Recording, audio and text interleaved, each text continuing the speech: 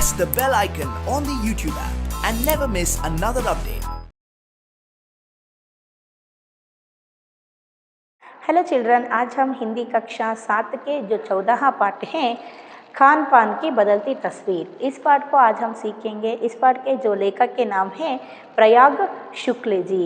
देखिए बच्चों, अगर हम घूमने के लिए किसी दूसरे जगह जाए तो वहाँ हमें हमारे जो प्रॉपर प्लेस के जो खाना हम ज़रा घूमें तो वहाँ हमें मिल सकते हैं, है ना। यहाँ जो हम नॉर्थ इंडिया के लिए जो घूमने के लिए गए तो वहाँ के जो कुछ खास डिशेस होते हैं, वहाँ क्या मिलते हैं नॉर्थ इंडिया में, हमें जो आलू पराठा मिलते हैं, समोसा ज़्यादा मिलते हैं ज़्यादातर, है ना। और हमारे जो फूड है यहाँ हम कैसे खाते हैं, रोटी चपाती और जो वड़ा इडली डोसा, यह जो इंडिया के फूड है हम दूसरे जगह पर हम देख सकते हैं, खाने के लिए हमें मिल सकते हैं, है ना। और आजकल के ज़माने में जो हमारे जो बड़े लोग कैसे जो खाना खाते थे वैसे जो खाना अब हम नहीं खा रहे हैं, बहुत ही फास्ट फूड को खा रहे हैं हम, है ना। और कैसे वो घर में ही बना के खाते थे, हमारे जो बड़े लोग रहते थे, हमारे जो पुरखे रहते थे, वो कैसे घर में ही सभी जो नाश्तों को बनाकर खाते थे या खाना को घर में ही पकाकर खाते थे। लेकिन आजकल के ज़माने में क्या हो गए हैं, होटल्स वगैरह जास्ती हो गए हैं, है ना, ज़्यादा हो गए हैं। इसी के बारे में और कहाँ ये चीज़ है खाने के, उसमें जो क्या क्या बदलावन आ गए हैं इसके बारे में यहाँ दिए हैं। देखिए, जो पिछले 10-15 वर्षों में हमारी खान पान की संस्कृति में एक बड़ा बदलाव आया है। देखिए किससे, जो पिछले जो 10-15 वर्षों से यानी 10 to 15 ईयर्स में बहुत सारे जो चेंजेस हमारे खान पान में आ गए हैं। इसके जो संस्कृति में यानी खाने पाने की जो एक कल्चर है, इसमें बहुत सारे जो चेंजेस आ गए हैं। और इडली डोसा बड़ा सांभर रसम अब केवल दक्षिण भारत तक सीमित नहीं है। देखिए यही मैं बोली, जो केवल ये जो इडली सांभर ये जो खाना है ये तो स्पेशल खास खाना कहा के है, खास डिश है दक्षिण भारत के, है ना। ये सिर्फ दक्षिण भारत में ही नहीं मिलती है। इसका मतलब क्या है, जो अन्य जगहों पर भी हम इडली डोसा वड़ा ये सभी जो साउथ इंडियन डिश को हम पा सकते हैं। और ये उत्तर भारत के भी हर शहर में उपलब्ध है। और अब तो उत्तर भारत की ढाबा संस्कृति लगभग पूरे देश में फैल चुकी है। देखिए उत्तर भारत के जो स्पेशल खाना है, स्पेशल डिशेस है, ये सभी हम जो दक्षिण भारत में भी प्राप्त कर सकते हैं, वहाँ भी हम पा सकते हैं खाने के लिए। अगर हम ट्रिप गए तो हम जो उत्तर भारत के लिए ट्रिप गए तो वहाँ के जो डिशेस के खास डिशेस के साथ साथ, वहाँ के खास खाना के साथ साथ, रेगुलर फूड के साथ साथ हमारे जो कल्चर है, यहाँ के जो फूड है, ये भी हम वहाँ पा सकते हैं। इसमें बहुत सारे चेंजेस आ गए हैं। और जो उत्तर भारत के जो ढाबा स्टाइल है, ढाबा आप सभी ने ढाबा को जो गए हैं, वहाँ के खाना आप सभी खाए हैं, ये तो कहाँ के हैं, उत्तर भारत के स्टाइल है। वो उत्तर भारत के जो ढाबा स्टाइल है अब हम जो हर जगह पर यानी हर जो देशों पर, हमारे जो देश के हर जगहों पर हम देख सकते हैं। ಅಂದರೆ ನಮ್ಮ ದೇಶದ ಎಷ್ಟೋ ಕಡೆಗಳಲ್ಲಿ ನಾವು ಡಾಬಾ ಸ್ಟೈಲನ್ನು ನೋಡ್ಬೋದು, ಇವಾಗ ಡಾಬಾ ಅಡುಗೆಗಳನ್ನು ನೋಡ್ಬೋದು। ಇದು ಆವಾಗ ಎಲ್ಲಿ ಸೀಮಿತವಾಗಿತ್ತು ಡಾಬಾ ಅಡುಗೆ ಅಂತ ಹೇಳೋದು, ಡಾಬಾಗಳು ಅಂತ ಹೇಳೋದು केवल उत्तर भारतದಲ್ಲಿ ಮಾತ್ರ सीमितವಾಗಿತ್ತು। और फास्ट फूड तुरंत भोजन, फास्ट फूड यानी इसका मतलब क्या है, तुरंत भोजन ಅಂದರೆ ಚಟ್ से होने वाली एक फूड, ಅಂದರೆ ನನಗೆ ಚಟ್ ಅಂತ ಹೇಳಿ ಬೇಗನೆ ಆಗಿಬಿಡೋ ಅಂತ ಒಂದು ಫುಡ್ಡು का चलन भी बड़े शहरों में खूब बड़ा है। इसका चलन भी यानी फास्ट फूड का एक रीति है खाने का और बनाने का, बड़े बड़े शहरों में बहुत ही जो क्या है यहाँ चालू में है, ಟ್ರೆಂಡಲ್ಲಿ ಆಗಿಬಿಟ್ಟಿದೆ, ಇವಾಗೆಲ್ಲ ಕಾಮನ್ ಆಗಿಬಿಟ್ಟಿದೆ ಫಾಸ್ಟ್ ಫುಡ್ ಅನ್ನೋದು. ಹೌದಾ, ದೊಡ್ಡ ದೊಡ್ಡ ಸಿಟಿಗಳಲ್ಲಂತೂ ಫಾಸ್ಟ್ ಫುಡ್ ಅಂತ ಹೇಳೋದು ಇನ್ನೂ ಕಾಮನ್ ಆಗಿಬಿಟ್ಟಿದೆ. ನಿಮಗೆ ಗೊತ್ತಿದೆ, ಪಿಜ್ಜಾ, ಬರ್ಗರ್, ಮ್ಯಾಗಿ ಇವೆಲ್ಲನೂ ಸಹಿತ ಫಾಸ್ಟ್ ಫುಡ್ಗಳೇ ಇವು. ಹೌದು ತಾನೇ, ಬೇಗ ಬೇಗ ಆಗುವಂಥವು, ಬೇಗ ಬೇಗ ಮಾಡಿ ಕೊಟ್ಬಿಡ್ತಾರೆ. ಎಲ್ಲರೂ ಸಹಿತ ಒಂದು 15 ಮಿನಿಟ್ಸು ಇಲ್ಲ ಒಂದು 10 ಮಿನಿಟ್ಸು ನಾವು ಹೋಗಿ ರೆಸ್ಟೋರೆಂಟಲ್ಲಿ ಕೂತ್ಕೊಂಡ್ವಿ ಅಂತ ಹೇಳಿದರೆ ಬೇಗ ಮಾಡ್ಕೊಂಬಂದು ಕೊಟ್ಬಿಡ್ತಾರೆ. ಹೌದಾ, ಇದೆಲ್ಲ ಏನು ಇವಾಗಿನ ಚೇಂಜಸ್ಸು. फास्ट फूड, इस फास्ट फूड में बर्गर, नूडल्स जैसी कई चीज़ें शामिल है. एक ज़माने में कुछ ही लोगों तक सीमित चाइनीज़ नूडल्स अब स्वभावतः किसी के लिए अजनबी नहीं है. अजनबी का मतलब क्या है यहाँ? ना समझ, यहाँ समझ में नहीं है, ऐसे नहीं है, किसी को भी इसके बारे में नॉलेज ही नहीं है, ऐसे नहीं है, सभी को मालूम है. किसके बारे में? यहाँ जो फास्ट फूड में बर्गर और नूडल्स कई तरह के चीज़ें यहाँ हम शामिल कर सकते हैं. इसमें इसका मतलब क्या है? सिर्फ पिज़्ज़ा, बर्गर, नूडल्स और बहुत सारे जो फास्ट फूड्स हैं ये सभी अब हम देख सकते हैं. और एक ज़माने में कुछ ही लोगों तक सीमित है. क्या? जो चाइनीज़ नूडल्स ये जो है कुछ ही लोगों तक सीमित है. इसका मतलब क्या है? जो बड़े बड़े घर के लोग रहते थे वो क्या करते थे, बहुत जो घूमते थे और इन लोगों को पता था कि जो फास्ट फूड क्या है और चाइनीज़ नूडल्स क्या है, वो कैसे खाते हैं, उनका जो टेस्ट कैसे रहते हैं, इसका जो दाम क्या है, इस सभी के बारे में कुछ लोग ही जानते थे. ये बड़े कुछ अमीर लोग या बहुत ही जो घूमते रहते हैं ना, देश विदेश घूमते रहते हैं, बहुत ही जगहों पर घूमते रहते हैं ना, उनको जो मालूम थी ये जो चाइनीज़ नूडल्स क्या है, फास्ट फूड क्या है. लेकिन अब तो क्या हो गए हैं, अब संभवतः किसी के लिए अजनबी नहीं है. इसका मतलब क्या है? संभवतः का मतलब क्या है? अब तो ये सभी को मालूम है. किसी को भी जो चाइनीज़ नूडल्स कैसे है का जो दिखने में कैसे है, वो खाने की जो टेस्ट कैसी है और इसका दाम कैसे, तो किसी को भी, छोटे बच्चों को भी पूछे तो भी वो भी आंसर कर सकते हैं और बड़े बड़े जो बूढ़ों को भी पूछे तो भी वो नूडल्स कैसे होती है और जो फास्ट फूड कैसे होते हैं इसके बारे में बड़ों को पूछे तो भी वो भी छट से बता देते हैं. क्योंकि आजकल के ज़माने में तो सभी लोग इन सभी फूड के बारे में जानते हैं. ಅಂದರೆ ಅಷ್ಟೊಂದು ಏನಾಗ್ಬಿಟ್ಟಿದೆ ಇವಾಗ ಫುಡ್ಡಿಂದು ಟ್ರೆಂಡ್ ಆಗಿಬಿಟ್ಟಿದೆ. ಎಲ್ಲ ಕಡೆನೂ ಸಹಿತ फास्ट फूडಗಳು ಅಷ್ಟೊಂದು ಆವರಿಸ್ಕೊಂಡು ಬಿಟ್ಟಿದೆ ಅಂತ ಹೇಳ್ತಾ ಇದ್ದಾರೆ. 2 मिनट नूडल्स के पैकेट बंद रूप से तो कम से कम बच्चे बूढ़े सभी परिचित हो चुके हैं. देखिए 2 मिनट्स नूडल्स आप सभी जो खाए होंगे नूडल्स है ना. नूडल्स ये तो हमारे जो स्वास्थ्य के लिए अच्छे नहीं है, हमारे हेल्थ के लिए ये तो गुड फूड नहीं है. लेकिन जो नूडल्स को सभी पसंद करते हैं वो कैसे आते हैं? 2 मिनट्स मैगी ಅಂತ ಹೇಳಿ ಹೇಳ್ತೀರಾ अल्वा ನೀವು. जो एडवर्टाइज को आप देखे होंगे उसमें जो कैसे छटाछट से जो 2 मिनट्स में मैगी बना के दे देते हैं. ऐसे ही यहाँ जो वो बंद कवर में आती है, बंद पैकेट में आती है. ಅಂದರೆ ಕ್ಲೋಸ್ ಆಗಿರೋ ಪ್ಯಾಕೆಟಲ್ಲಿ ನೂಡಲ್ಸನ್ನು ಇಟ್ಟಿರ್ತಾರೆ. ಮನೆಗೆ ತೊಗೊಂಡು ಬರ್ತೀರಾ, ಬಿಸಿ ನೀರು ಬಾಯ್ಲ್ ಮಾಡೋಕ್ಕೆ ಇಡ್ತೀರಾ, ಆ ನೀರೊಳಗೆ ಈ ನೂಡಲ್ಸನ್ನು ಹಾಕ್ತೀರಾ, ಇದೇನು ಮಸಾಲೆ ಇರುತ್ತೆ ಅದನ್ನು ಅದ್ರ ಮೇಲೆ ಉದುರಿಸಿದ್ರೆ आपके जो नूडल्स तैयार हो गई है ना.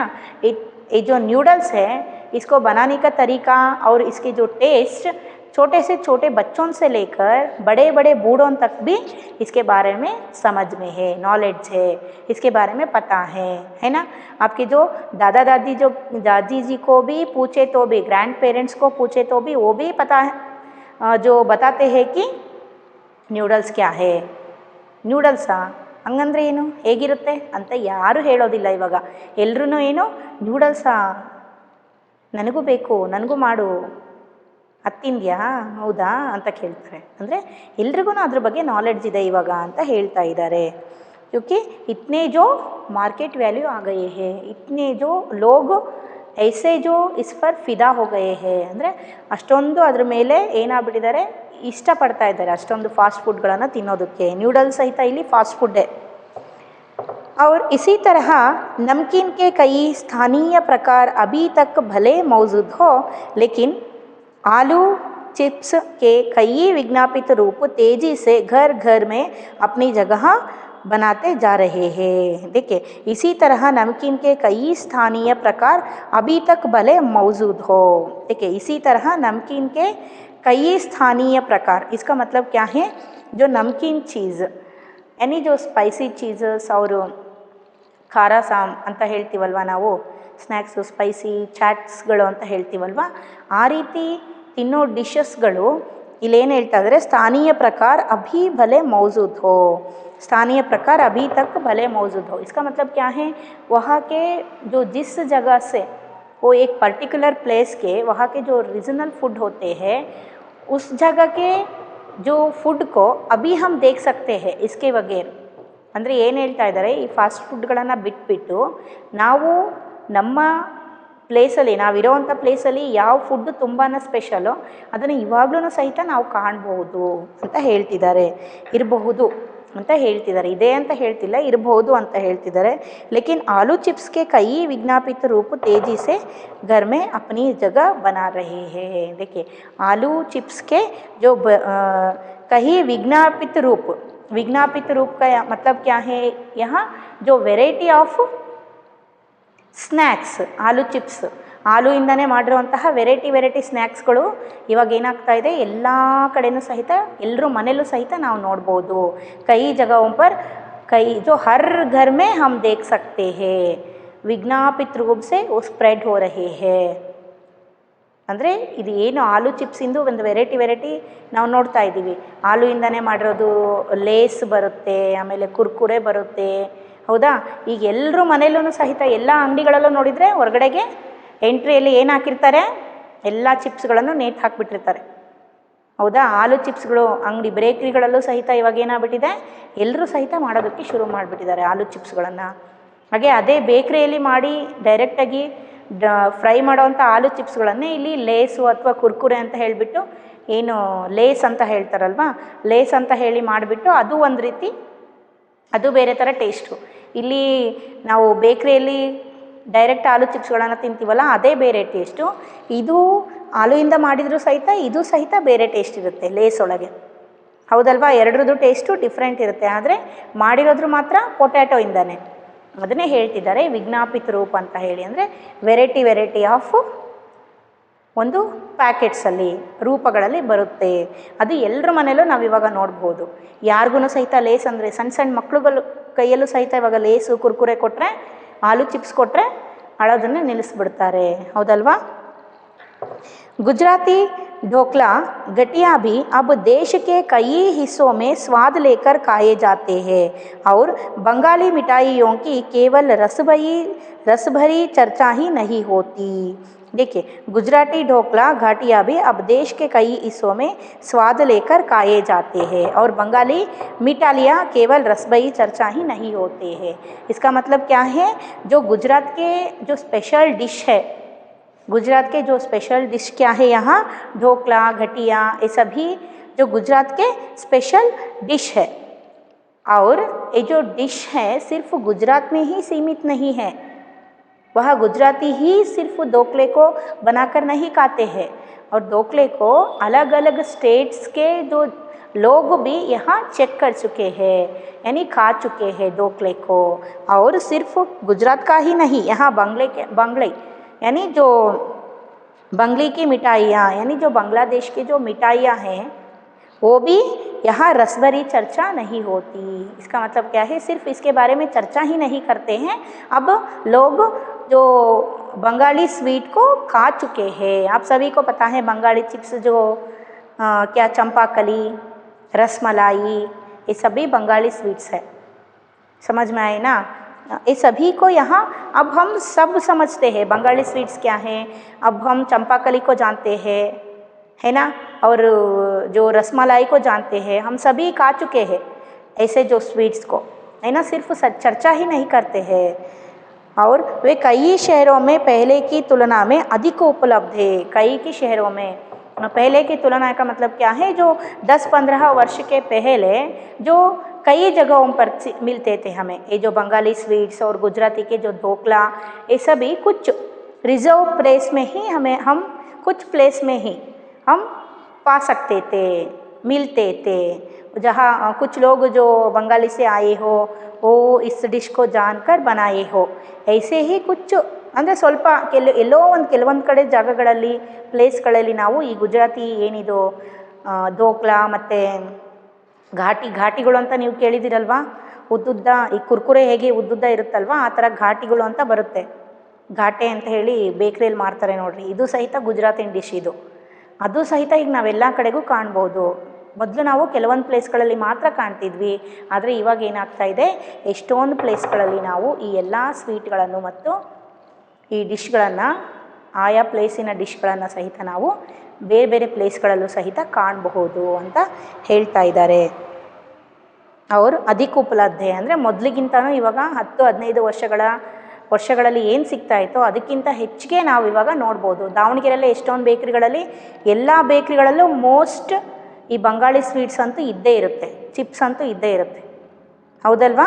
ಅದನ್ನೇ ಇಲ್ಲಿ ಹೇಳ್ತಾ ಇದ್ದಾರೆ. ಆದರೆ ಮೊದಲು ಏನಾಗ್ತಾ ಇತ್ತು, ಕೇವಲ 1-2-3 ಸ್ಟೇಟ್ಗಳಲ್ಲಿ ಅಥವಾ ಯಾವುದೋ ಒಂದು ಪ್ಲೇಸಲ್ಲಿ ನಮಗೆ ಸಿಗ್ತಾ ಇತ್ತು. यानी स्थानीय व्यंजनों के साथ ही अब अन्य प्रदेशों के व्यंजन पकवान भी प्रायः हर क्षेत्र में मिलते हैं और मध्यम वर्गीय जीवन में भोजन विविधता अपनी जगह बना चुकी है. देखिए यह स्थानीय व्यंजन का मतलब क्या है, यहाँ डिश.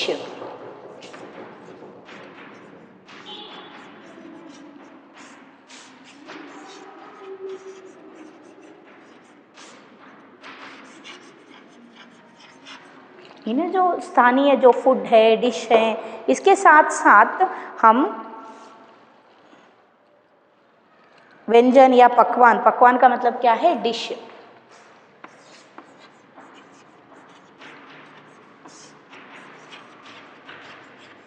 जो ಸ್ಥಾನೀಯ ಫುಡ್ ಅಂದರೆ, ಫುಡ್ ಅಂತ ಹೇಳಿದರೆ ಏನು, ನಾವು ಹೊಟ್ಟೆ ತುಂಬ ಏನು ತಿಂತೀವೋ ಅದನ್ನು ನಾವು ಫುಡ್ ಅಂತ ತಗೊಳ್ತೀವಿ, ಹೌದಲ್ವಾ? ಹಾಗೆ ಡಿಶ್ ಅಂತ ಹೇಳಿದರೆ, ಈಗ ಒಂದು ಸ್ನ್ಯಾಕ್ಸ್ ಅಂತ ಹೇಳಿದರೆ ಏನು, ಸೈಡಿಗೆ ಸುಮ್ಮನೆ ನೆಂಚ್ಕೊಳ್ಳೋದಕ್ಕೆ, ಲೈಟಾಗಿ ಹೊಟ್ಟೆ ಹಸ್ತಿರುತ್ತಲ್ಲ ಆವಾಗ ತೊಗೊಳ್ಳೋದು ಸ್ನ್ಯಾಕ್ಸು. ऐसे ही जो यहाँ स्थानीय व्यंजन पकवान भी प्रायः हर क्षेत्र मिलते हैं और मध्यम वर्गीय जीवन का भोजन विविधता अपनी जगह बना चुकी है. देखिए यहाँ जो क्या बोल रहे हैं कि सिर्फ जो जिस जगह पर दूर दूर के जो स्टेट्स है, उस राज्यों के अलग अलग राज्यों के जो स्थानीय जो पकवान थे, डिशेस थे या व्यंजन थे, आहार व्यंजन, ये सभी अब वही नहीं मिलते हैं, हर जगह पर हम पा सकते हैं. और ये जो मध्यम वर्गीय जनता है, लोग हैं, ऐसे जो लोगों के जो कुछ वेराइटी डिशेस को हम देख सकते हैं. या इसका मतलब क्या है, आपके घर में कुछ खास वेराइटी बनाए हैं, कुछ खास डिश बनाए हैं, तो आपके मम्मी कुछ नई जो बनाई है, ನಿಮ್ಮ ಮನೇಲಿ ಏನೋ ಒಂದು ಮಾಡಿರ್ತಾರಪ್ಪ, ಹಸಿಕಾಯಿ ಚಟ್ನಿ ಮಾಡಿರ್ತಾರೆ ಅಂತ ಅಂದ್ಕೊಳ್ರಿ, ಇವಾಗ ಗ್ರೀನ್ ಚಿಲ್ಲಿ ಚಟ್ನಿ, ಹೌದಾ? ಇದು ಇನ್ನೊಬ್ಬರಿಗೆ ಗೊತ್ತಿರೋದಿಲ್ಲ, ಹೌದಾ? ಆದರೆ ಇವಾಗ ಏನಾಗಿದೆ, ನಾವು ಯೂಟ್ಯೂಬಲ್ಲಿ ಅಥವಾ ಏನೇ ಒಂದು ಚಾನಲ್ಸಲ್ಲಿ ಏನು ಮಾಡ್ಬೋದು, ನಾವು ಇವಾಗ ಈ ಒಂದು ಸೋಷಿಯಲ್ ಮೀಡಿಯಾದಲ್ಲಿ ನಮಗೇನು ಹೊಸ ಅಡುಗೆ ಬರುತ್ತೋ ಅದನ್ನೆಲ್ಲನೂ ಸಹಿತ ನಾವು ಇನ್ನೊಬ್ಬರಿಗೆ ಗೊತ್ತಾಗೋಗೆ ಬಿಡ್ಬೋದು. ಈ ಶೇಂಗಾ ಚಟ್ನಿ ಇರ್ಬೋದು, ಅಥವಾ ಕಡಲೆ ಚಟ್ನಿ ಇರಬಹುದು, ಅಥವಾ ಈ ರ್ಯಾಡಿಷಸ್ಸಿಂದ ಏನೇನೋ ರ್ಯಾಡಿಷಸ್ಸಿಂದ ಮಾಡ್ತಾರೆ ವೆರೈಟೀಸ್ಗಳು, ಹೌದಲ್ವಾ? ಈ ರೀತಿ ಹೊಸದು ಸಹಿತ ಏನಾಗುತ್ತೆ, ಅವ್ರವ್ರ ಮನೇಲಿ ಏನಾದರೂ ಸ್ಪೆಷಲ್ಲಾಗಿ ಮಾಡ್ತಾ ಇದ್ದಾರೆ ಅಂದರೆ ಅದು ಈಗ ಬೇರೆಯವ್ರಿಗೂ ಸಹಿತ ಗೊತ್ತಾಗ್ತಾ ಇದೆ. ಅವರಿಗಷ್ಟೇ ಸೀಮಿತ ಆಗಿಲ್ಲ, ಎಲ್ರಿಗೂ ಗೊತ್ತಾಗ್ತಾ ಇದೆ. ಹೇಗೆ ಗೊತ್ತಾಗ್ತಾ ಇದೆ? ಚಾನಲ್ಸ್ಗಳ ಮೂಲಕ, ಸೋಷಿಯಲ್ ಮೀಡಿಯಾಗಳ ಮೂಲಕ, ಯೂಟ್ಯೂಬ್ಗಳ ಮೂಲಕ ನಾವು ನೋಡ್ಕೋಬೋದು, ಹೌದಲ್ವಾ? कुछ चीज़ें और भी हुई हैं, मसलन अंग्रेज़ी राज तक जो ब्रेड केवल साहबी ठिकानों तक सीमित थी, वह कस्बों तक पहुंच चुकी है और नाश्ते के रूप में लाखों करोड़ों भारतीय घरों में सेंकी तली जा रही है. देखिए यहाँ क्या बोल रहे हैं कि जो कुछ चीज़ें और भी हुई है, कुछ चीज़ें, इसका मतलब कुछ चीज़ें और भी हुई के मतलब क्या है, यहाँ कुछ और चीज़ों में ही यहाँ बदलाव आ गए हैं. जो कौन से चीज़ है कि मसलन अंग्रेजी राज तक जो ब्रेड केवल साहबी ठिकानों तक, यहाँ मसलन का मतलब है जो किसी को बोल रहे हैं, है ना, उसको जो प्रोनाउंस करते हुए उनके साथ बातें करते हुए यहाँ बोल रहे हैं, अंग्रेजी राज तक जो ब्रेड केवल साहिबी ठिकानों तक सीमित थी। अंग्रेजी राज में यानी जो हमें जब स्वातंत्र मिला था तब क्या है, जो अंग्रेजी राज्य में, इसका मतलब क्या है ब्रिटेन में, और जो ब्रिटिशों के ज़माने में उनके जो राज्य में हम ब्रेड को देख सकते थे। साहिबी, यहाँ जो साहिबी ठिकाने का मतलब क्या है, जो बड़े बड़े लोग रहते थे, ಸಾಹೇಬರು ಅಂತ ಹೇಳ್ತಾರಲ್ವ, ದೊಡ್ಡ ದೊಡ್ಡ ಅಧಿಕಾರಿಗಳು ಏನಿರ್ತಿದ್ರಲ್ಲ ಈ ಬ್ರಿಟಿಷರ ರಾಜ್ಯಗಳಲ್ಲಿ, ಅಲ್ಲಿ ದೊಡ್ಡ ದೊಡ್ಡ ಸಾಹೇಬರು ಅಂತ ಏನಿರ್ತಿದ್ವು, ಒಳ್ಳೊಳ್ಳೆ ಪ್ಲೇಸಲ್ಲಿ ಅಧಿಕಾರಿಗಳು ಇರ್ತಿದ್ವಲ್ಲ, ಅವರ ಮನೆಯಲ್ಲಿ ಮಾತ್ರ ನಾವು ಬ್ರೆಡ್ಗಳನ್ನು ನೋಡ್ತಾ ಇದ್ವಿ। ಆದರೆ अब क्या हो गए हैं, जो वह कस्बों तक बहुत पहुँच चुकी है। कस्बे का मतलब क्या है यहाँ, कस्बा यानी टाउन्स, यानी यहाँ सिर्फ जो केवल साहिबी जो ठिकानों के लिए यानी बड़े बड़े अधिकारियों के लिए ही सिर्फ ब्रेड नहीं मिलती है खाने को। अब क्या हो गए हैं, पहले सिर्फ बड़े बड़े अधिकारियों के घर में ही खाने को ब्रेड मिलती थी, लेकिन आजकल के ज़माने में क्या हो गए, 10-15 वर्ष में क्या हो गए हैं, अब ये जो ब्रेड है अगर सारे जो टाउन्स पर, सारे जो जगह पर, देश के सारे जगह पर हम देख सकते हैं। ಎಲ್ಲ ಪ್ಲೇಸ್ಗಳಲ್ಲೂ ಸಹಿತ ನೀವು ಎಲ್ಲಿ ಹೋದ್ರೂ ನಿಮಗೆ ಬ್ರೆಡ್ ಸಿಗುತ್ತೆ, ಹೌದಲ್ವಾ? ಇಲ್ಲೂ ಬೇಕರಿಯಲ್ಲಿ ಪೌಂಡ್ಗಳಲ್ಲಿ ನಾವು ನೋಡ್ಬೋದು। और वो भी कैसे, जो नाश्ते के रूप में, कैसे नाश्ते ಅಂದರೆ ಟಿಫನ್ಗಳ ರೂಪದಲ್ಲಿ। कुछ लोगों के घर में क्या है, यहाँ ब्रेड का नाश्ता ही चढ़ाते हैं। इसका मतलब क्या है, ब्रेड का नाश्ता यानी जो ब्रेड के ऊपर जो मक्खन लगा के या बटर लगा के खाना, 2 पीस या 4 पीस ब्रेड खाने से उनका नाश्ता जो ख़त्म होती है। लेकिन जो कुछ हमारे जो पुरानी जो आदत से आए हुए लोगों के घर में, हमारे जो बड़े जो हमें सीखे हुए आदत से आए हुई जो घरों में क्या है, यहाँ जो सुबह ನಾಷ್ಟ ಖಾತೆ ಹೇ ಅಂದರೆ ಟಿಫನ್ ಮಾಡ್ತಾರೆ ಅಲ್ವಾ। ಈ ಕೆಲವೊಬ್ರು ದೊಡ್ಡವ್ರ ಮನೇಲಿ ಏನು ಅಂದರೆ ಒಂದು 4 ಬ್ರೆಡ್ಡು 3 ಬ್ರೆಡ್ಗೆ ಒಂದು ಸ್ವಲ್ಪ ಬೆಣ್ಣೆ ಹಚ್ಕೊಂಡು ತಿಂದುಬಿಟ್ರೆ ಟಿಫನ್ ಆಯಿತು, ಅಲ್ಲಿ ಹಾಲು ಕುಡಿದ್ಬಿಟ್ರೆ। ಆದರೆ ನಾವು ದೊಡ್ಡವ್ರು ಹೇಳ್ಕೊಟ್ಟ ರೀತಿಯಲ್ಲೇ ನಾವು ಬಂದಿದ್ದೀವಲ್ವ, ಇವಾಗ ನಮ್ಮ ಮನೆಗಳಲ್ಲೆಲ್ಲ ಹೇಗೆ, ಬೆಳಗ್ಗೆ ಟಿಫನಿಗೆ ನಾವು ಏನಾದರೂ ಮಾಡಿರ್ತೀವಿ, ಹೌದಲ್ವಾ? ಬೆಳಗ್ಗೆ ಏನಾದರೂ ಒಂದು ಉಪ್ಪಿಟ್ಟು ಮಾಡಿರ್ತೀವಿ, ಅವಲಕ್ಕಿ ಮಾಡಿರ್ತೀವಿ, ಚಿತ್ರಾನ್ನ ಮಾಡಿರ್ತೀವಿ, ಇಡ್ಲಿ ದೋಸೆ ಏನಾದರೂ ಒಂದು ಬೆಳಗ್ಗೆ ಟಿಫನಿಗಿರುತ್ತೆ। ಆದರೆ ನಾವು ಯಾವತ್ತೂ ಬರೀ ಬ್ರೆಡ್ಡನ್ನು ತಿಂದು ನಮ್ಮ ಟಿಫನ್ ಅಂತ ಇರೋದಿಲ್ಲ ನಾವು।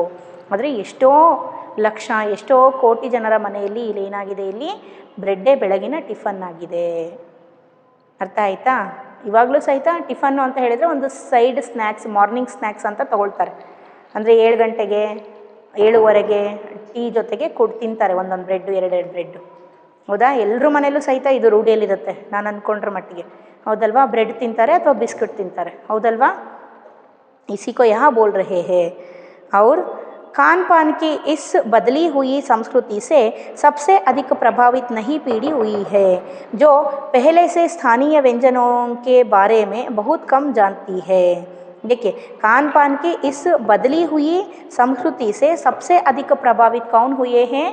आज के जो खान पान के जो बहुत सारे बदलाव आ गए हैं ना, इससे बहुत ही जो प्रभावित कौन हुए हैं, किस पर ये जो असर डाले हैं कि हमारे जो नई पीढ़ी का मतलब क्या है, यंगस्टर्स के ऊपर, यानी जो कॉलेज जाने वाले जो लड़के हैं, आपको भी हम ले सकते हैं, आप तो छोटे बच्चे हैं ना, आपको भी आज के जो फूड है, ये जो फास्ट फूड है, ये सभी आपके ऊपर बहुत ही असर डाले हैं।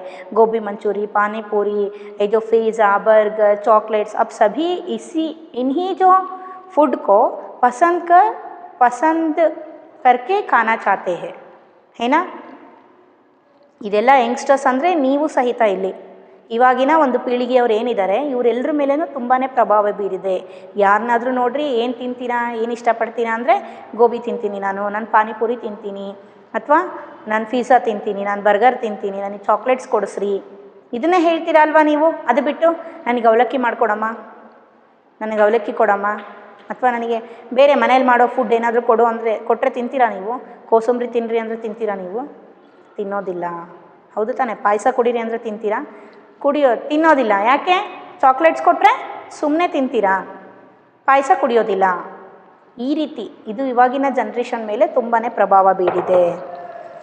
और ये जो क्यों ऐसे जो प्रभाव डाल रहे हैं कि इनको जो हमारे जो देशज जो फूड है, हमारे जो रीजनल फूड है, इसके बारे में इनको पता नहीं रहता है. ಅಂದರೆ ನಮ್ಮ ಒಂದು ಇಲ್ಲಿನ ಪ್ಲೇಸಲ್ಲಿ ಪ್ರಾಪರ್ ಪ್ಲೇಸಲ್ಲಿ ಯಾವ ಫುಡ್ಡು ಒಂದು ಹೆಸರುವಾಸಿಯಾಗಿದೆ, ಹಾಗೆ ಯಾವ ಫುಡ್ಡು ನಮ್ಮ ಆರೋಗ್ಯಕ್ಕೆ ಒಳ್ಳೆಯದು ಅನ್ನೋದ್ರ ಬಗ್ಗೆ ಈ ಮಕ್ಕಳಿಗೆ ಯಂಗ್ಸ್ಟರ್ಸ್ಗಳಿಗೆ ಗೊತ್ತಿರೋಲ್ಲ. ಅದಕ್ಕೆ ಇವರು ಹೊರಗಡೆಯಿಂದ ಬಂದಿರೋ ಹೊಸ ಫುಡ್ಡನ್ನೇ ತಮಗೆ ಅಡಾಪ್ಟ್ ಮಾಡ್ಕೊಳ್ತಾರೆ, ಅಂದರೆ ನಮಗೆ ಅದನ್ನೇ ಅಳವಡಿಸ್ಕೊಳ್ತಾರೆ ತಿನ್ನೋದಕ್ಕೆ. स्थानीय व्यंजन भी और कई नए व्यंजनों के बारे में बहुत कुछ जानती है. देखिए, स्थानीय व्यंजनों के बारे में बहुत कम जानती है, पर कई नए व्यंजनों के बारे में बहुत कुछ जानती है. आजकल की जो यंगस्टर्स है, आप सभी को हमारे जो स्थानीय व्यंजन, हमारे जो रीजनल फूड है, हमारे जो यहाँ के फूड है, हमारे जो प्रॉपर प्लेस के फूड है, ನಾವಿರೋ ಪ್ಲೇಸಲ್ಲಿರೋ ಫುಡ್ಡು ಯಾವುದು ಹೆಸರುವಾಸಿಯಾಗಿತ್ತು, ಯಾವ್ಯಾವುದು ಎಲ್ಲೆಲ್ಲಿ ಮಾಡ್ತಾರೆ ಅಂತ ಅನ್ನೋದು ನಿಮಗೆ ಗೊತ್ತಿರೋದಕ್ಕಿಂತ ಇವಾಗಿನ ಹೊಸ ಹೊಸ ಫುಡ್ಗಳು ಯಾವ್ಯಾವ ಇದೆಯಲ್ಲ ಅದ್ರ ಬಗ್ಗೆ ಕೇಳಿದರೆ ನೀವು ಚೆನ್ನಾಗಿ ಹೇಳ್ತೀರಾ, ಅದ್ರ ಬಗ್ಗೆ ನಿಮಗೆ ಹೆಚ್ಚಿಗೆ ಇನ್ಫಾರ್ಮೇಷನ್ ಇದೆ.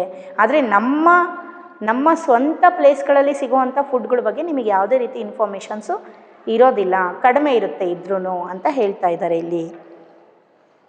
बम्बई की पाव भाजी और दिल्ली के छोले कुलचों की दुनिया पहले की तुलना में बड़ी ज़रूर है, पर अन्य स्थानीय व्यंजनों की दुनिया में छोटी हुई है. देखिए, ये जो मुंबई में आज की जो मुंबई है, मुंबई का मतलब क्या है, मुंबई में जो पाव भाजी और वड़ा पाव देखे हैं, जो छोले कुलचे आप सभी देखे हैं, जो ಚೋಲೆ ಭೀ ಆಪ್ ಸಭಿ ದೇಖೆ ಹೇ.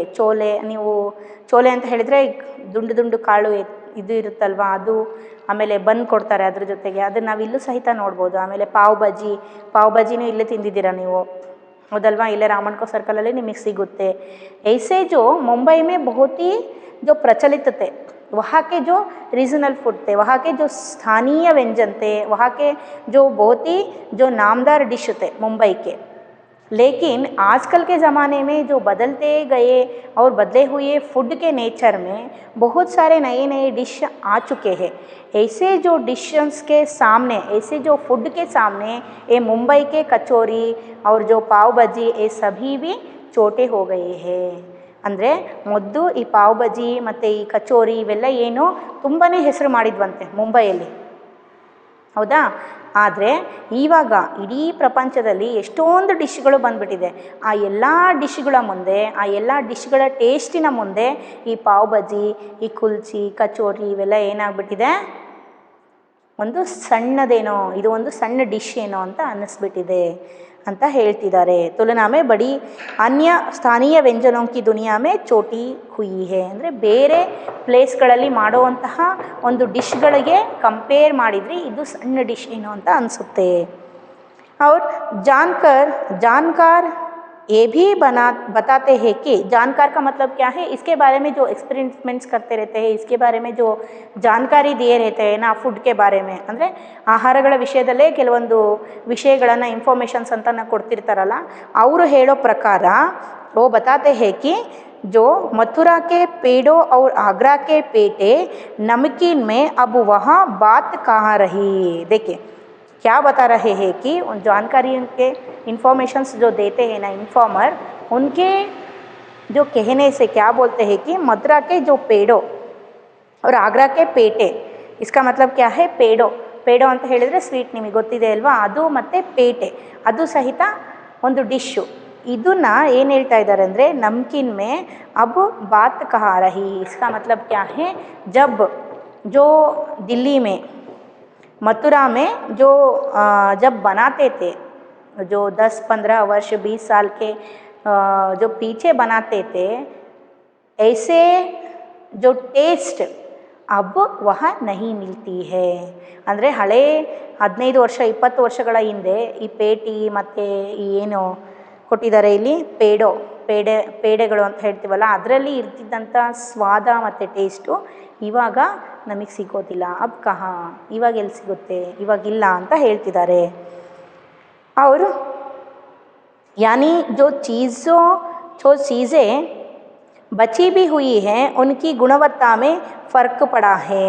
देखिए, अगर यानी इसका मतलब क्या है, जो अभी भी जो स्थानीय जो व्यंजन है पुराने जो 15-20 जो 25 वर्ष के जो पीछे बनाते थे, बैक बनाते थे, 20-25 ईयर्स के बैक जो पकवान बनाते थे, जो डिशेस बनाते थे अलग अलग प्रांतों में, ऐसे जो डिशेस हमें अभी नहीं मिल रहे हैं. अगर मिलते हैं तो भी ऐसे जो गुणवत्ता नहीं है. गुणवत्ता का मतलब क्या है, ऐसे जो क्वालिटी हमें नहीं मिलता है.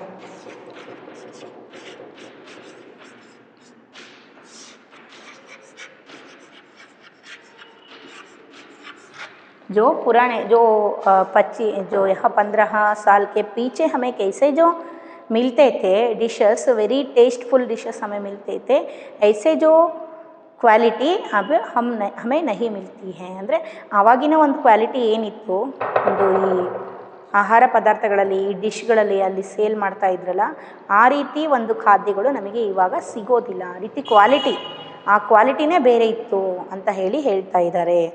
ಬಹುತ್ ಹಿ ಫರ್ಕ್ ಹೈ, ಅಂದರೆ ತುಂಬಾ ಚೇಂಜಸ್ ಆಗಿದೆ, ಡಿಫ್ರೆಂಟ್ ಆಗಿದೆ. फिर मौसम में ऋतुओं के अनुसार फलों खाद्यान्नों से जो व्यंजन और पकवान बना करते थे, उन्हें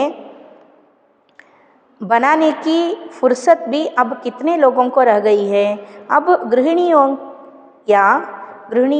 या कामकाजी महिलाओं के लिए खरबूजे के बीज सुखाना, छीलना और फिर उनसे व्यंजन तैयार करना सचमुच दुस्साध्य है. इसका मतलब क्या है यहाँ, खाद्यान्न. खाद्यान्न का मतलब क्या है, न्यूट्रिटिव फूड.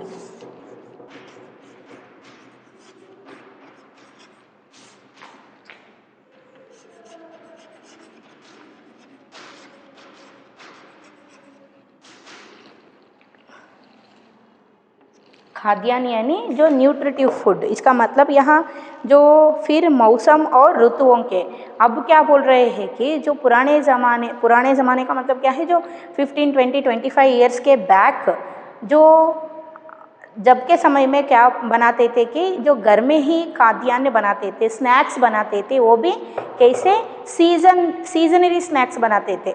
यह दिए है कि जो मौसम और ऋतुओं के अनुसार, मौसम और ऋतुओं के अनुसार का मतलब क्या है, सीजनरी स्नैक्स. सीजनरी स्नैक्स का मतलब क्या है, समर में कुछ कूल ड्रिंक्स बनाना, जो हमें हमारे जो बॉडी को जो कूल रखते हैं, ठंडा रखने का जो खाद्य बनाना. और जो यह बारिश के समय में या विंटर के समय में कुछ जो पोहा बनाना और चुरमुरी बनाना, और कुछ यहाँ क्या बोलते हैं, ಈ ಶೇಂಗಾಗಳು ಅದರಿಂದ ಮಾಡುವಂಥದ್ದು, ಅಥವಾ ಅವಲಕ್ಕಿಗಳು, ಮಂಡಕ್ಕಿಗಳು, ಅಥವಾ ಬೇರೆ ಬೇರೆ ವೆರೈಟೀಸ್ಗಳು ಮಳೆಗಾಲಕ್ಕೆ ಅಂತೇಳಿ ಬರುತ್ತೆ ಅಂತ ಹೇಳಿ. ಬೇಸಿಗೆಯಲ್ಲೆಲ್ಲ ಇವಾಗ ನೋಡಿದ್ದೀರಾ, ಬೇಸಿಗೆಯಲ್ಲಿ ತುಂಬ ಬಿಸಿಲಿರುತ್ತೆ, ಆವಾಗ ನಮ್ಮ ಬಾಡಿಗೆ ಕೂಲ್ ಆಗುವಂತಹ ಒಂದು ಪಾನೀಯಗಳನ್ನು ಮಾಡೋದು, ಅದಕ್ಕೆ ಬೇಕಾಗಿರೋಂಥ ಪ್ರಿಪ್ರೇಷನ್ ಮಾಡ್ಕೊಳ್ಳೋದು. ಆಮೇಲೆ ಮಳೆಗಾಲ ಬರುತ್ತಪ್ಪ, ಬೇಗ ಏನಾದರೂ ಸ್ನ್ಯಾಕ್ಸ್ ಮಾಡಿಡಬೇಕು ಅಂತ ಹೇಳಿ ಇವಾಗ ಬೇಸಿಗೆಯಲ್ಲೇ ಕೆಲವು ಏನು ಮಾಡ್ತಾರೆ ಅಂದರೆ ಹಪ್ಪಳ ಸಂಡಿಗೆಗಳನ್ನು ಬೇಸಿಗೆಯಲ್ಲಿ ಮಾಡ್ತಾರೆ, ತುಂಬ ಬಿಸಿಲಿರುತ್ತೆ. ಮಳೆಗಾಲದಲ್ಲಿ ಚಳಿಗಾಲದಲ್ಲಿ ರಾತ್ರಿ ಕರ್ಕೊಂಡು ತಿನ್ಬೋದು ಅಂತ ಹೇಳಿ, ಹೌದಲ್ವಾ. ಆ ರೀತಿ ಮಾಡೋರು ಕಡಿಮೆ ಆಗಿದ್ದಾರೆ ಇವಾಗ. ಹಾಗೆ ಮಳೆಗಾಲದಲ್ಲಿ ಮಂಡಕ್ಕಿ ಮಾಡ್ಕೊಳ್ಳೋದು, ಅವಲಕ್ಕಿಗಳನ್ನು ಹಚ್ಚಿ ಇಡೋದು, ಅಥವಾ ಈ ಚಳಿಗಾಲದಲ್ಲೂ ಸಹಿತ ಆವಾಗಲೂ ಸಹಿತ ಬೇಕಾಗುವಂತಹ ಒಂದು ಸ್ವಲ್ಪ ನಮ್ಮ ಬಾಡಿನ ಸ್ವಲ್ಪ ಬೆಚ್ಚಗಿಡುವಂತಹ ಐಟಮ್ಸ್ಗಳನ್ನು ಮನೇಲಿ ಮಾಡೋದು, ಇದೆಲ್ಲ ಏನಾಗಿದೆ ಇವಾಗ ಕಡಿಮೆ ಆಗಿದೆ. लोगों को रह गई है फुर्सत भी, ಅಂದರೆ ಅವ್ರಿಗೆ ಟೈಮ್ ಎಲ್ಲಿ ಸಿಗ್ತಾ ಇದೆ. फुर्सत का मतलब क्या है, जो टाइम कहाँ मिल रहे हैं उन्हें, और उन्हें जो फ्री ही नहीं मिल रहे हैं, वो नहीं फ्री हो रहे हैं, कितने जो बिज़ी हो गए हैं लोग. अब गृहिणियों या कामकाजी महिलाओं के लिए खरबूजे के बीज सुखाना, छीलना और फिर उनसे व्यंजन तैयार करना सचमुच दुस्साध्य है. गृहिणी का मतलब क्या है यहाँ, होम मेकर. या हाउस वाइफ्स और होम मेकर हम बोल सकते हैं। हाउस वाइफ से जगह हम होम मेकर बोल सकते हैं, क्योंकि वो तो घर में काम करते हैं। ऐसे जो गृहिणियों को और काम करने वाले जो महिलाओं को ये जो तरबूज ಅಂತ ಹೇಳಿದರೆ ಕರ್ಬೂಜ ಹಣ್ಣು ನಿಮಗೆ ಗೊತ್ತಿದೆ ಅಲ್ವಾ? ಕರ್ಬೂಜ ಹಣ್ಣು ತಿಂದಿದ್ದೀರಾ ನೀವು ಆಲ್ಮೋಸ್ಟ್. ಅದರೊಳಗಡೆ ಸೀಡ್ಸ್ ಇರುತ್ತೆ, ಬೀಜಗಳು. ಉನ್ಕೆ ಜೋ ಚಿಲ್ಕೆ ಅಂತ ಹೇಳಿದರೆ ಅದರ ಮೇಲೆ ಸಿಪ್ಪೆ ಇರುತ್ತಲ್ಲ, ಈ ಕರ್ಬೂಜ ಹಣ್ಣುಗಳನ್ನೆಲ್ಲ ಮೇಲೆ ಬಿಸಿಲಿಗೆ ಒಣಾಕ್ಬಿಟ್ಟು ಅದ್ರ ಮೇಲಿನ ಸಿಪ್ಪೆಗಳನ್ನೆಲ್ಲ ತೆಗಿಯೋದು. ಅದನ್ನು ತೆಗೆದ್ಬಿಟ್ಟು ಅದರಲ್ಲಿ ಒಳಗಡೆ ಬರುತ್ತಲ್ಲ, ಅದರಿಂದ ಆ ಸೀಡ್ಸ್ ಒಳಗಡೆ ಏನಿರುತ್ತೆ ಪಲ್ಪ್ ಅದಿರುತ್ತಲ್ಲ, ಅದರಿಂದ ಬೇರೆ ಬೇರೆ ಡಿಶ್ಗಳನ್ನು ಮಾಡ್ತಾರಂತೆ. ಇದು ನನಗೂ ಗೊತ್ತಿಲ್ಲ ಅದರಿಂದ ಏನು ಡಿಶ್ ಮಾಡ್ತಾರೆ ಅಂತ. ಬಟ್ ಈ ಕರ್ಬೂಜ ಹಣ್ಣುಗಳು ಒಳಗಡೆಗೆ ಏನಿರುತ್ತೆ ಸೀಡ್ಸು, ಆ ಸೀಡ್ಸನ್ನು ಒಣಗಿಸ್ಬಿಟ್ಟು ಅದ್ರ ಒಳಗಡೆಗೆ ಏನಿರುತ್ತೆ ಮೇಲಿನ ಸಿಪ್ಪೆ ತೆಗೆದ್ರೆ ಒಳಗಡೆಗೆ ಏನು ಸಿಗುತ್ತೆ ನಮಗೆ, ಅದನ್ನು ನೀವು ಈ ಅಡಿಕೆ ಚೀಟ್ಗಳಲ್ಲಿ ನೋಡಬಹುದು.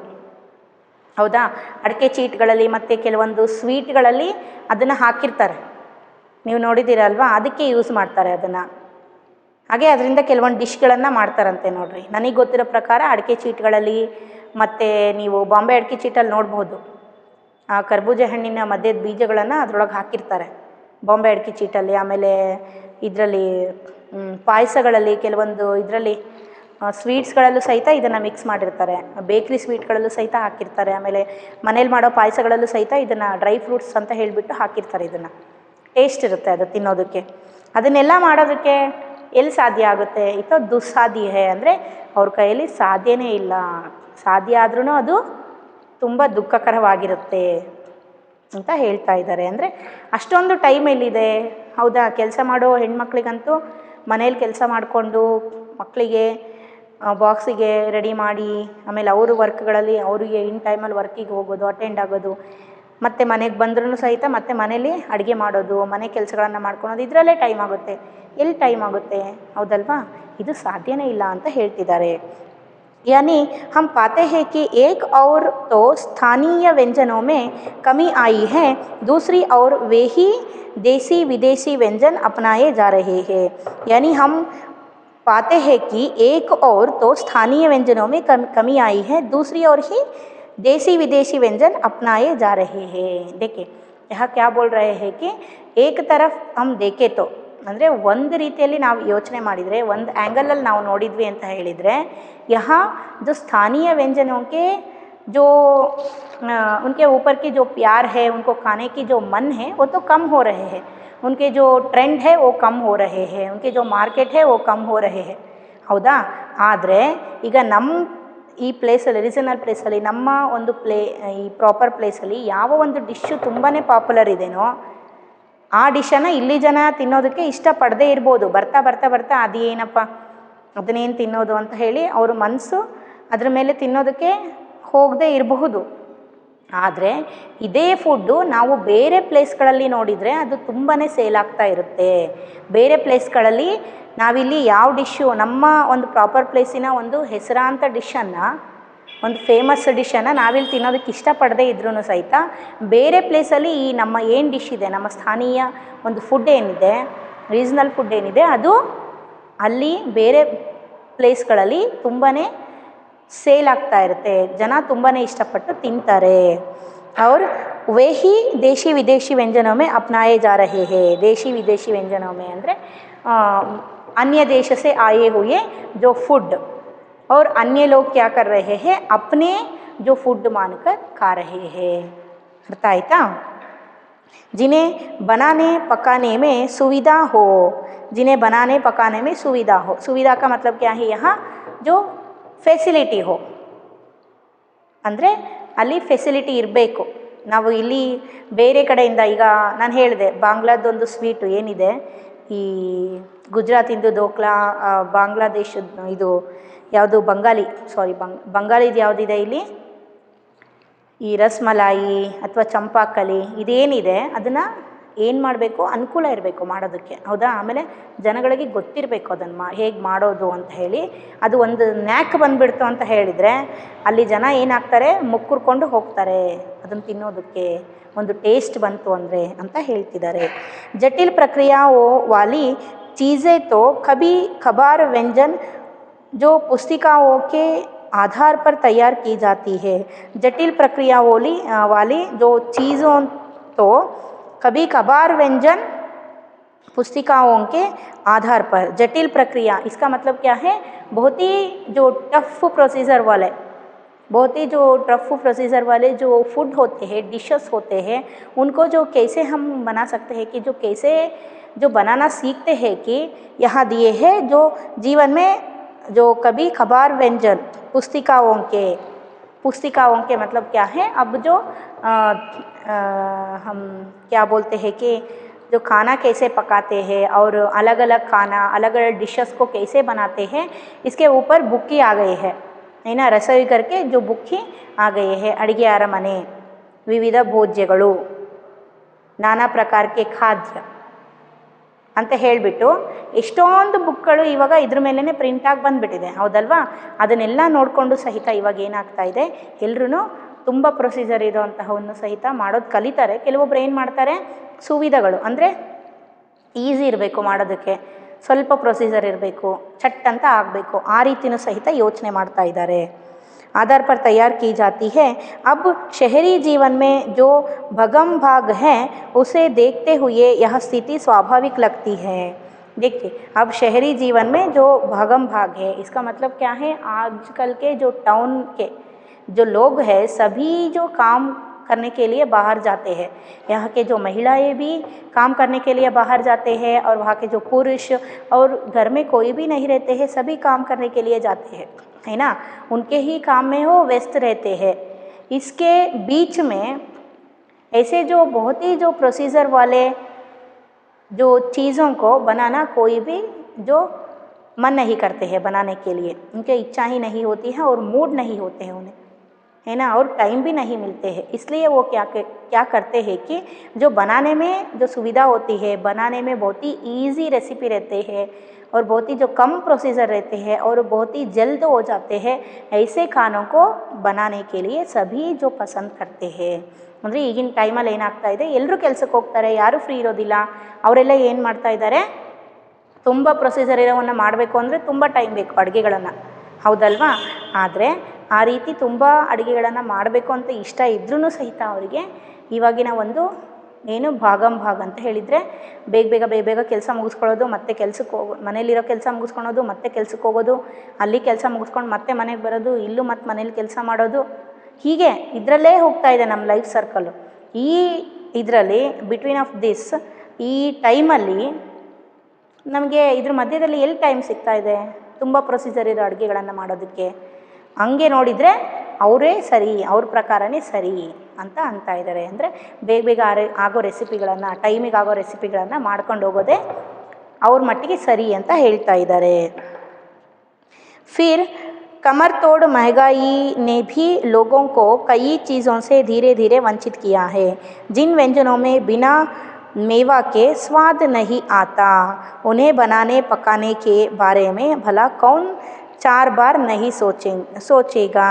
देखिए यहाँ क्या बोल रहे हैं कि जो फिर कमर तोड़ का मतलब क्या है, यहाँ बैक ब्रेकिंग।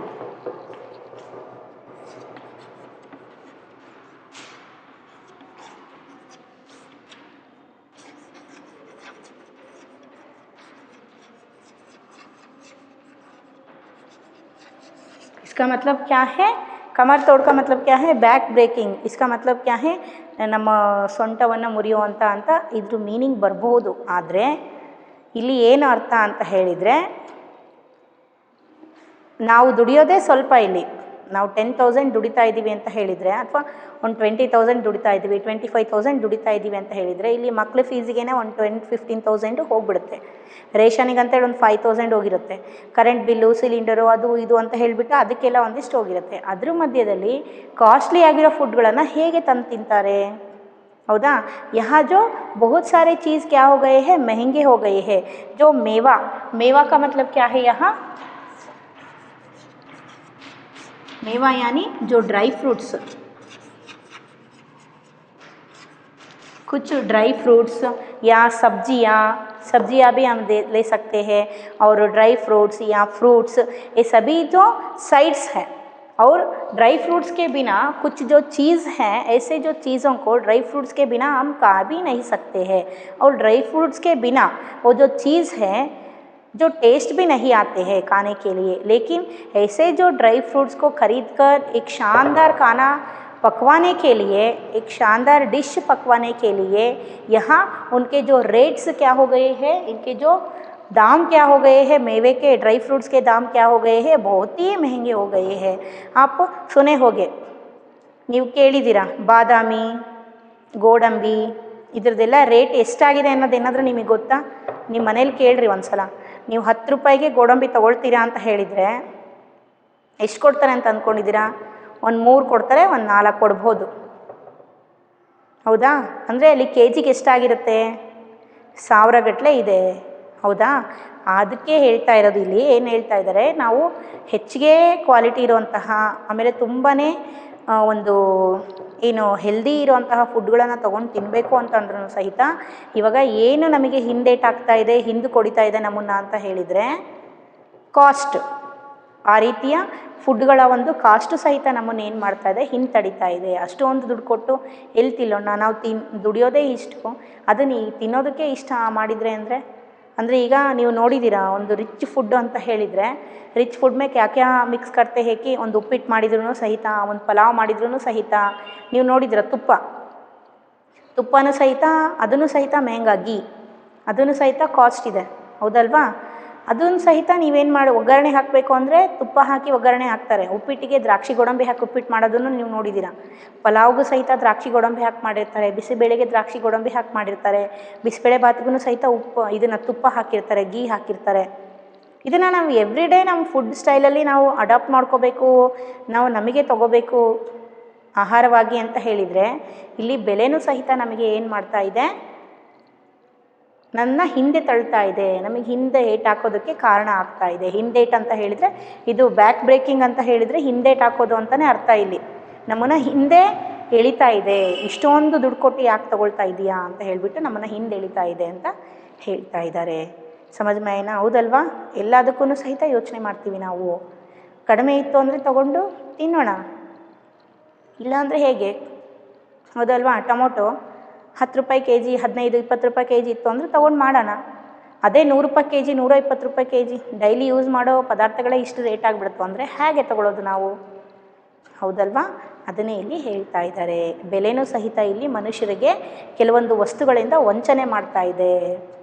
ಏರ್ತಾ ಇರೋ ಬೆಲೆಗಳು ಎಷ್ಟೊಂದು ಫುಡ್ಗಳನ್ನು ತೊಗೊಂಡು ತಿನ್ನೋದಕ್ಕೆ, ಆ ಫುಡ್ಡನ್ನು ಟೇಸ್ಟ್ ಮಾಡೋದಕ್ಕೂ ಸಹಿತ ಅವ್ರನ್ನ ವಂಚಿಸ್ತಾ ಇದೆ, ಅಂದರೆ ಮೋಸ ಮಾಡ್ತಿದೆ. ಅಂದರೆ ಏರಿರೋ ಬೆಲೆ ಏನಿದೆ, ರೇಟ್ ಏನಿದೆ, ಕಾಸ್ಟ್ ಹೈ ಆಗಿರೋದು ಕೆಲವೊಂದು ವರ್ಗದವರಿಗೆ ಇಲ್ಲಿ ಏನು ಮಾಡ್ತಾ ಇದೆ, ತೊಗೊಳ್ಳೋಕ್ಕೆ ಬಿಡ್ತಾ ಇಲ್ಲ.